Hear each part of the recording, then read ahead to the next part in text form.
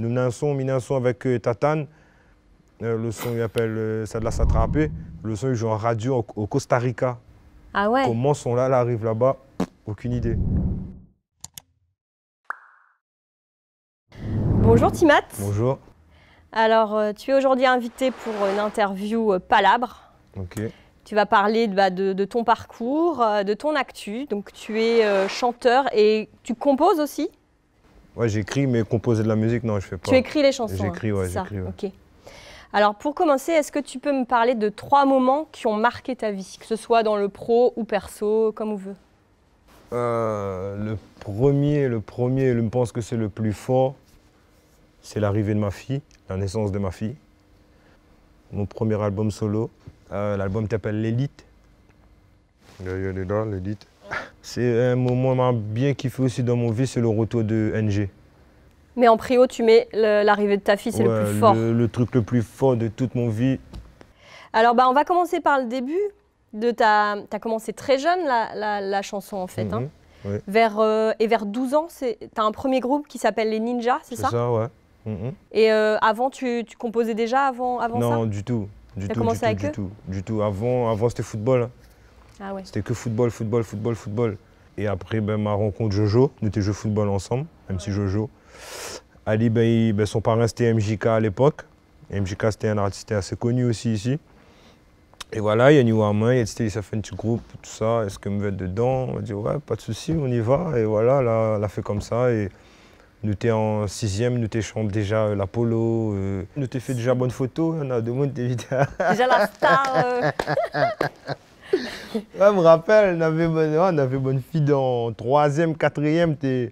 T'as bien fait photo comme nous, on était en 6e. Et après New Generation NG, ça a commencé quand alors? Alors après là, on a eu les ninjas. Après les ninjas, là, il y a eu une coupure. Du coup, Maro, on a continué le foot. Après, avec Jojo, on a grandi. On a passé le lycée et tout ça. Et le lycée, nous la retrouve à nous. Et vas-y, là, nous la recommence, fait bon son, etc. On a rencontré Tatane, m'a fait rencontrer Tatane Jojo. On a dit, viens, nous fait un groupe. Le groupe s'appelle le groupe New Generation, etc. Et la partie comme ça. Hein. Et ça a cartonné? Ça a cartonné, ouais. Ne t'attends pas nous à ça. Le succès New Generation, ne t'attends pas nous jamais de ça. A fait bonne tournée en France, a fait le Zénith, a fait 15 000 personnes devant nous en live. Et nous dit, ouais, et on a vécu ça, ouais. Bon Dieu merci. Et le manager en question, le manager que la manager nous, là, le gars là, même s'il a fait un peu n'importe quoi à la fin, il a fait n'importe quoi, mais c'est un peu grâce à lui aussi que nous là arrive à ce stade-là. Ouais. Après, c'est moi la décide de quitter, justement parce que le manager là, il avait fait n'importe quoi. Il m'avait dit, mais bon, vas-y les gars, s'il est comme ça, fais ça tout seul, là, même il quitte, ça fait montrer un solo. On ne voit plus les bonnes mêmes personnes, tu vois. Et la bonne fan à moi, elle était là depuis New Generation, par exemple. Et il y a des gens que je ne connais pas c'est qui. Ouais. Par exemple, je reçois des messages de la Guyane, je reçois des messages de la France. Tu vois, je reçois même des messages. Là, il m'a gagné un message des gens qui sortent en Russie. Il tombe sur un son par hasard. Par hasard, et il a envoyé moi un message. C'est écrit en anglais, il ne connaît pas trop l'anglais, il m'a fait copier-coller Google Traduction, tu vois. Et il me dit, ah ouais, carrément. Il me dit, ah ouais, putain, c'est quelque chose. Hein. Comme quoi la musique n'a point de frontière. Nous menons un son avec Tatane. Le son, il appelle ça de la s'attraper. Le son, il joue en radio au Costa Rica. Ah ouais. Comment son là arrive là-bas? Aucune idée. Et aujourd'hui, tu vis de la musique ou tu as une autre activité à côté? Oui, de base, nous vivons de la musique, mais vas-y, avec le corona, là, ça... Ça a cassé un peu le... Ça a cassé un peu, oui, mais... niveau concert et tout. Le public, il manque, la chaleur, le public, entendre le public crier, l'adrénaline avant de monter sur scène, là, il manque de ouf. Donc il y a eu une petite polémique sur une chanson qui s'appelait « C'est compliqué ». Est-ce que c'est compliqué pour toi d'en parler aujourd'hui, non?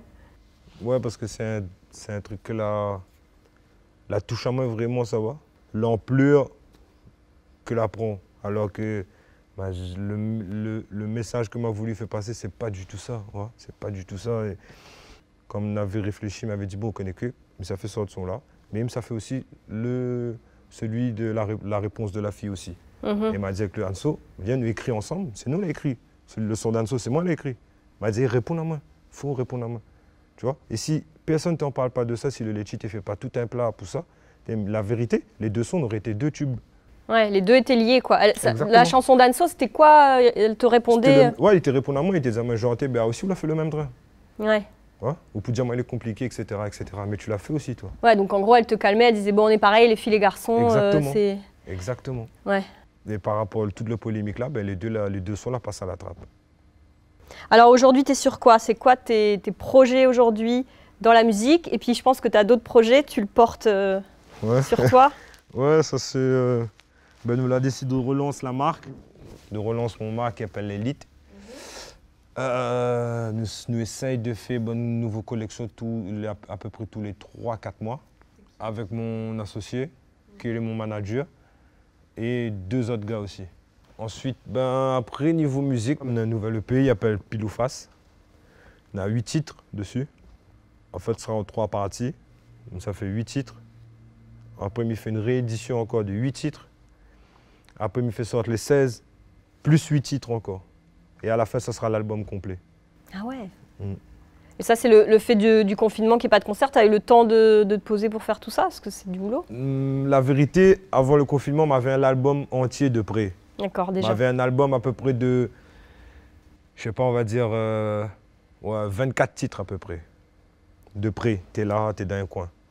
Là, il y a eu le confinement, tout ça. On m'a dit, non. Mais ça, viens nous mettre les 24 sons là de côté, viens nous faire autre chose, nous recommencer un autre truc. Et ça parle de quoi? Enfin, j'imagine qu'il y a plein de thèmes différents, mais en gros, c'est quoi les thèmes? Il n'y a pas de son nom, Pile ou Face, dans les deux côtés. Dans le côté tu mates love, là, un peu comme ce soir, reste encore, etc.